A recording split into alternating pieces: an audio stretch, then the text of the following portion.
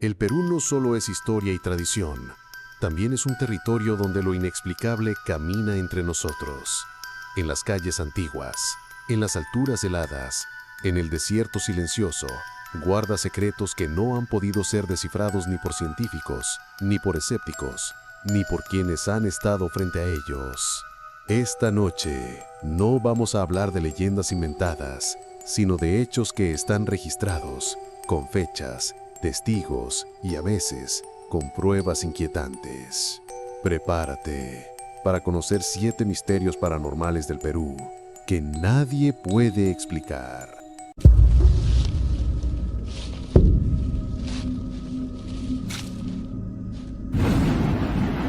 Amigos del más allá.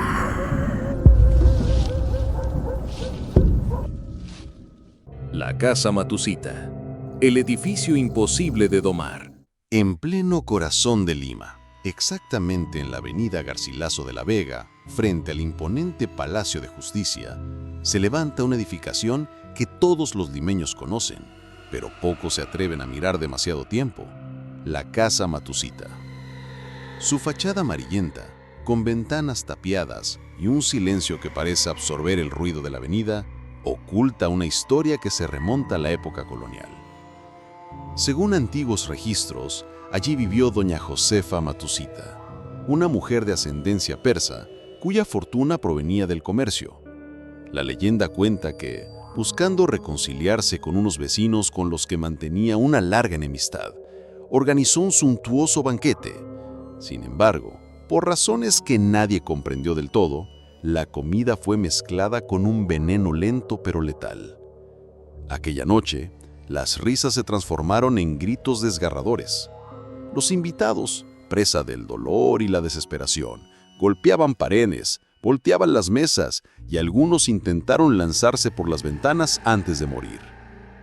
Los vecinos escucharon aquellos alaridos hasta la madrugada y juraron que, incluso después de que la casa quedó vacía, los ruidos continuaban. Con el paso de los siglos, la construcción cambió de dueños muchas veces. Comerciantes, familias y hasta funcionarios intentaron vivir o trabajar allí. Ninguno resistía más de unas semanas. Todos coincidían en lo mismo: muebles moviéndose por sí solos, como si alguien invisible empujara con fuerza. Risas y pasos de niños en habitaciones cerradas. Olores a comida recién hecha, incluso de madrugada, cuando no había nadie en la cocina. En la década de 1960, el misterio alcanzó un punto crítico. El reconocido presentador Humberto Vilches Vera, del programa Pantaleón, aceptó un reto en vivo: pasar la noche en el segundo piso de la Casa Matusita, para acabar con las supersticiones. Las cámaras se apagaron cerca de la medianoche. A la mañana siguiente, fue hallado acurrucado en un rincón, con la mirada perdida y balbuceando frases sin sentido. Nunca volvió a aparecer en televisión. Él mismo, años después, evitó hablar del tema, como si temiera que algo lo escuchara. Guardias y policías que han vigilado la zona aseguran que a las 3:07 a.m. siempre se enciende una luz en el segundo piso, aunque el cableado esté cortado desde hace años. Quien intenta apagarla asegura que la puerta del pasillo se cierra de golpe, con tal fuerza que el marco tiembla, aun cuando no hay viento. Hoy en día, la Casa Matusita permanece cerrada al público, aunque el flujo de gente en la avenida Garcilaso de la Vega pasa escasos metros. Muchos transeúntes evitan mirar sus ventanas, porque juran que, si lo haces durante demasiado tiempo, alguien o algo te mira de vuelta. La Joya, Arequipa, 1980. El piloto que disparó a un algo. 11 de abril de 1980, la base aérea de La Joya, ubicada a 35 kilómetros al suroeste de la ciudad de Arequipa, es una de las instalaciones militares más importantes de la Fuerza Aérea del Perú. Aquella mañana, a las 7:15, el radar detectó un intruso flotando sobre espacio aéreo militar restringido. No era un avión comercial, ni una nave conocida. Estaba completamente inmóvil, demasiado inmóvil. La alarma sonó. El teniente Fab, Óscar Santamaría Huertas, con apenas 23 años pero ya considerado uno de los mejores pilotos de combate, recibió la orden de despegar en su Sukhoi Su-22 armado con cañones de 30 milímetros. Mientras ascendía, la radio le transmitía coordenadas exactas. A 500 metros de distancia lo vio, un objeto metálico, del tamaño aproximado de un autobús de 2 pisos, suspendido en el aire como si desafiara la gravedad. No emitía calor, no reflejaba ondas de radar, pero brillaba como un espejo bajo el sol de Arequipa. El teniente apretó el gatillo. Una ráfaga de 64 proyectiles, cada uno capaz de atravesar blindaje, salió disparada. Lo que ocurrió lo dejó sin hálito. Las balas impactaron y simplemente desaparecieron, como si el objeto las absorbiera o las atravesaran sin resistencia. No hubo explosión, ni chispas, ni humo, nada. En ese momento, el artefacto reaccionó. Subió varios cientos de metros en cuestión de segundos, se detuvo en seco y bajó de nuevo, imitando los movimientos del avión pero con una precisión imposible para cualquier aeronave conocida. Santamaría intentó acercarse, pero cada vez que estaba a punto de entrar en rango, el objeto se desplazaba cambiando de dirección sin inercia ni giros visibles. El radar de la base perdió la señal, pero el piloto lo seguía a simple vista. Durante más de 20 minutos, la persecución se convirtió en una extraña danza aérea, en la que el objeto parecía más interesado en observarlo que en huir. Finalmente, a unos 10.000 metros de altitud, el artefacto se inclinó levemente y ascendió de forma vertical a una velocidad tan absurda que en menos de 2 segundos desapareció en la atmósfera, dejando un cielo azul completamente silencioso. Décadas después, Santamaría Huertas contó su experiencia en congresos internacionales de ufología afirmando: "No sé qué era, pero sé lo que no era. No era un globo, no era un avión, no era una nave terrestre, aquello no era de este mundo". El incidente fue registrado en un expediente oficial que hasta hoy figura en archivos desclasificados de la Fuerza Aérea como fenómeno aéreo no identificado. En Arequipa, los veteranos de la base todavía recuerdan aquella mañana y aseguran que desde entonces, los cielos de La Joya nunca volvieron a sentirse del todo vacíos. Chulucanas, Piura, 2001. La noche de las esferas. 13 de octubre de 2001, 7:45 p.m. En la tranquila ciudad de Chulucanas, a 50 kilómetros de Piura, el calor de la noche apenas comenzaba a ceder cuando un grupo de vecinos del barrio Sol de los Andes vio algo extraño en el cielo. 3 luces rojizas moviéndose lentamente, casi flotando. En un principio pensaron que podían ser aviones, pero pronto se dieron cuenta de que no había ruido y de que las luces no parpadeaban como lo harían las aeronaves. En cuestión de minutos, la noticia corrió de calle en calle. Personas dejaron sus casas, los vendedores cerraron sus puestos y la plaza principal se llenó de familias mirando hacia arriba. Lo que presenciaban parecía sacado de una película. Decenas de esferas luminosas, perfectamente redondas, volando en formación. Algunas se movían en círculos perfectos, otras intercambiaban posiciones y de pronto todas giraban al unísono como si obedecieran a una misma inteligencia. Varios testigos describieron que cambiaban de dirección a velocidades imposibles, acelerando y frenando en el aire sin mostrar hélices, alas o cualquier sistema de propulsión visible. Lo más impactante ocurrió a orillas del río Piura. Un pescador llamado Santos Yocla declaró que una de las esferas descendió suavemente, tocó la superficie del agua y se sumergió sin emitir sonido alguno. Segundos después, emergió metros más adelante, todavía brillante, y volvió a elevarse hasta reunirse con las demás. Esa noche, decenas de personas sacaron cámaras de video, algunas todavía de cinta, y grabaron el fenómeno. En las imágenes, analizadas años después por investigadores peruanos y extranjeros, se aprecian cambios abruptos de altura y desplazamientos horizontales que descartan que fueran helicópteros o globos. Y en el 2001, los drones eran prácticamente inexistentes en la región. Entre los testigos había una anciana de 78 años, doña Eulogia Córdoba, que aseguró haber visto lo mismo cuando era niña, en 1948. Según ella, en aquel entonces las esferas llegaron también en grupo, flotaron sobre el pueblo durante horas y al amanecer desaparecieron todas juntas hacia el horizonte. Hasta hoy, la noche del 13 de octubre de 2001, sigue siendo uno de los avistamientos masivos más documentados del norte del Perú. Los pobladores de Chulucanas aún hablan de las esferas rojas, y cada cierto tiempo alguien jura haber visto un destello similar en el cielo, como si estuvieran esperando el momento de regresar. Marcahuasi, Huarochirí, la meseta que mira de vuelta. A 3.800 metros sobre el nivel del mar, en lo alto de la cordillera de los Andes centrales, se encuentra la meseta de Marcahuasi, un lugar tan imponente como enigmático. Se accede desde el distrito de San Pedro de Casta, en la provincia de Huarochirí, Lima, tras una caminata que puede durar entre 3 y 4 horas, dependiendo de la resistencia del viajero. Al llegar, el silencio es tan profundo que muchos lo describen como demasiado consciente, como si el aire mismo estuviera atento a cada paso.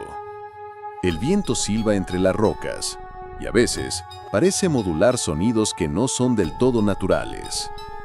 Las formaciones rocosas de Marcahuasi, algunas de más de 10 metros de altura, representan figuras humanas, animales y rostros colosales. Los geólogos afirman que son el resultado de la erosión, pero para muchos exploradores y místicos, estas formas son obra de una civilización desaparecida hace miles de años, quizá vinculada a culturas mucho más antiguas que los incas. Se habla de el monumento a la humanidad, una gigantesca roca cuya silueta recuerda un perfil humano mirando al horizonte, y de otras figuras como el león, el profeta o la dama del oriente. Pero los fenómenos de Marcahuasi no se limitan a lo visual. Campistas han relatado que al caer la noche, el silencio se rompe con cantos en lenguas desconocidas, voces que no provienen de un punto fijo, sino de todas direcciones a la vez. Otros aseguran que han visto luces azules y verdes desplazándose lentamente entre las piedras, iluminando solo ciertas zonas, como si buscaran algo. Uno de los episodios más inquietantes ocurrió en 1995, cuando un grupo de 5 jóvenes limeños subió a acampar. Según su testimonio, pasaron una noche entera allí, observando el cielo y conversando hasta dormirse. Sin embargo, al regresar al pueblo de San Pedro de Casta, fueron recibidos con sorpresa. Llevaban 3 días desaparecidos. Ellos insistían en que solo había pasado una noche. Lo más desconcertante fue que sus relojes, pulseras y despertadores portátiles marcaban exactamente la misma hora, 2:43 a.m., el momento en que todos se habían quedado dormidos. Los guías de la zona hablan con cautela. Algunos aseguran que la meseta elige a quién mostrarle sus secretos y a quién desorientar para que no regrese jamás. Otros dicen que es un portal, un punto donde el tiempo y el espacio no siguen las reglas que conocemos. Y en Marcahuasi, cuando la luna ilumina las figuras de piedra y las sombras parecen moverse por sí solas, no cuesta creerlo. Cachiche, Ica, la palmera de las 7 cabezas. En la provincia de Ica, a tan solo 4 kilómetros del centro de la ciudad, se encuentra el pequeño barrio de Cachiche, célebre por su pasado lleno de brujas, curanderas y leyendas que se transmiten desde la época colonial. Entre sus calles polvorientas y casas bajas, hay un lugar que todos los lugareños conocen y respetan: la palmera de las 7 cabezas. A diferencia de cualquier otra palmera, su tronco se ramifica formando varias cabezas o copas. La tradición oral dice que siempre deben mantenerse solo 6. Si llega a crecer la 7ª, una desgracia caerá sobre Ica. Durante décadas, los vecinos y autoridades se encargaron de podar las ramas para evitar que llegara ese momento. Sin embargo, en 1998, por descuido o desinterés, dejaron que la 7ª cabeza creciera y floreciera por completo. Semanas después, un hecho inusual para el clima árido de Ica estremeció la región cuando lluvias torrenciales cayeron durante días, provocando inundaciones que afectaron viviendas, arrasaron cultivos y dejaron pérdidas considerables. Para los habitantes de Cachiche, aquello no fue una coincidencia, sino una advertencia cumplida. Los ancianos del lugar cuentan que la palmera actúa como un sello, una barrera que mantiene contenida una fuerza oculta bajo la tierra. una energía que si se liberara, traería desgracias mayores. Cortar la palmera por completo sería romper ese sello, y dejar crecer la séptima cabeza sería desatar su furia. Con los años, la palmera se convirtió en un atractivo turístico. Muchos visitantes acuden para tomarse fotos especialmente de noche. Sin embargo, varios han asegurado que al revisar sus imágenes, aparecen sombras humanas alrededor del tronco, figuras que no estaban presentes en el momento de la fotografía. Algunos incluso hablan de destellos o brumas que parecen moverse entre las palmas, como si la leyenda aún estuviera viva y vigilante. Hoy, los vecinos de Cachiche continúan podando la palmera con un cuidado casi ritual, conscientes de que, en este lugar, la tradición y la advertencia ancestral pesan tanto como cualquier explicación lógica. Gran Hotel Bolívar, Lima. La dama que cruza el pasillo. En pleno corazón de Lima, frente a la Plaza San Martín, se erige el majestuoso Gran Hotel Bolívar, inaugurado en 1924 como símbolo de lujo y modernidad. Sus pasillos cubiertos con alfombra roja, techos altos y lámparas de araña han recibido a presidentes, artistas y celebridades internacionales. Sin embargo, entre los muros que guardan un siglo de historia, hay secretos que el personal evita comentar, especialmente con los huéspedes. La historia más conocida es la de la Dama de Blanco. Alta, esbelta, de cabello negro y vestido de época, suele aparecer en el tercer piso. Camina con paso elegante, como si buscara llegar a una cita importante. Su destino siempre es el mismo, el ascensor. Pero, justo antes de entrar, se desvanece frente a los ojos atónitos de quienes la han visto. A lo largo de los años, las cámaras de seguridad han registrado sombras humanas cruzando los pasillos a las 4:12 a.m. exactas, siempre en la misma dirección, como si siguieran una ruta invisible. Los empleados de limpieza cuentan que en ciertas habitaciones, los espejos se empañan sin razón aparente, dejando ver palabras escritas con un dedo, frases cortas que desaparecen en cuanto otra persona entra. Uno de los testimonios más inquietantes ocurrió en 2013, cuando un huésped extranjero, intrigado por ruidos nocturnos, decidió grabar con su teléfono celular. Al reproducir el video, los golpes y crujidos del pasillo estaban acompañados por una voz femenina, clara y cercana, que susurraba: «No vuelvas». El hombre abandonó el hotel esa misma madrugada, dejando todas sus pertenencias atrás. Algunos guías de Lima dicen que la Dama de Blanco pudo haber sido una huésped fallecida en circunstancias trágicas, quizá durante una fiesta de gala en los años 40. Otros creen que se trata de una aparición que repite eternamente el último trayecto que realizó en vida. Sea cual sea la verdad, el Gran Hotel Bolívar sigue recibiendo visitantes, pero también sigue albergando a quienes nunca hicieron check-out. Presbítero Maestro, Lima, la ciudad de los que no se van. En el distrito del Cercado de Lima, a orillas del río Rímac, se encuentra el cementerio Presbítero Maestro, fundado en 1808 por iniciativa del virrey José Fernando de Abascal. Es el camposanto más antiguo de América Latina aún en funcionamiento, y sus más de 200 años de historia lo convierten en un verdadero museo de mármol y piedra. Aquí reposan presidentes, poetas y héroes de guerra, y según muchos, almas que nunca partieron. De día, sus mausoleos y esculturas impresionan por su belleza. De noche, el ambiente cambia. El silencio se vuelve denso y cada paso sobre las hojas secas parece amplificarse. Los tours nocturnos guían a los visitantes por sus avenidas y criptas, narrando la historia de personajes ilustres.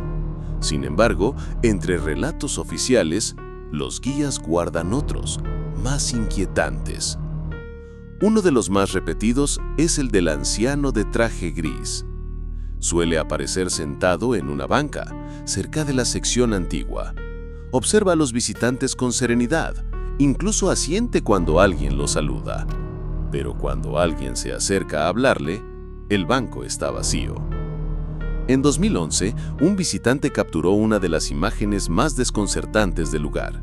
Al revisar su cámara, descubrió la fotografía de una procesión de personas vestidas de negro, cada una portando una vela encendida, avanzando entre mausoleos.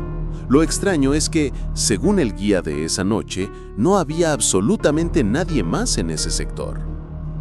En las catacumbas del cementerio, donde reposan restos en nichos sellados desde hace más de un siglo, algunos escuchan campanillas diminutas, similares a las que se usaban en los funerales antiguos para indicar el paso del cortejo. El sonido parece provenir de pasillos bloqueados desde hace décadas. Quizá el relato más perturbador sea el de visitantes que aseguran haber sentido una mano fría y delgada tomarles la suya. El instinto hace que la sostengan, pensando que es un compañero del grupo, hasta que miran a su alrededor y descubren que están completamente solos. En el presbítero maestro, la historia y el misterio caminan juntos. De día es un lugar de memoria, de noche una ciudad donde algunos habitantes parecen no querer irse jamás.